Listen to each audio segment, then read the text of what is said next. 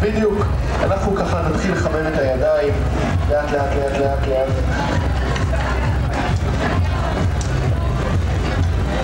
סתם ככה כדי לחמם.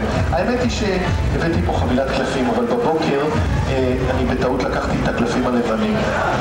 היתרון הוא שזה הכל בדמיון, כי אם אנחנו חושבים על קלף הוא מופיע, ואם נחשוב על קלף אחר הוא גם מופיע.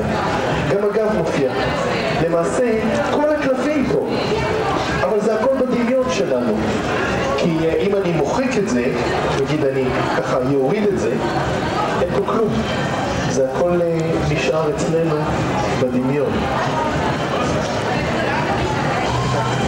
מפחיד, אז אני רוצה להפחיד אתכם קצת יותר. לדוגמה, יש לי פה קופסת גפרורים. אני דרך הקופסה אשחיל באמצע מחט. תמשכי אותה בבקשה. קצת חזק. יופי. אני רוצה להראות לך, שימי את היד ככה. דרך מה את העברת את המחט? גדול, אז אולי עוד משהו נחמד ככה. מה נהנים איתך? סבבה, נהנים, איזה כיף פה לעשות חיים. תבחרי קלף. תסתכלי, אל תראי לי אותו. לא, זה לא נורא, זה בסדר, זה לא משנה. תראי, אני את הקלף שלך אשים ככה באיזשהו מקום באמצע. בין 15 ל-20, תני לי מספר.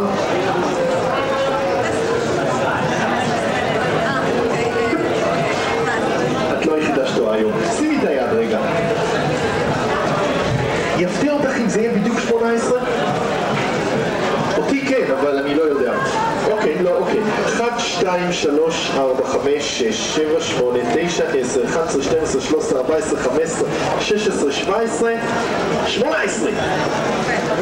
זה לא הקלף שלך. לא, אני יודע שלא הקלף שלך. כי זה אומר שנשארו עוד 3 קלפים להגיע לקלף שלך. 1, 2, מה היה הקלף שלך? 5 ו-2. נכון. וואלה. להגיד לכם, א', תודה שבאתם היום לראות אותי. כל מה שצריך זה לקחת את הפרוספקט שלי, לחסות אותו את הכוס ולהפוך.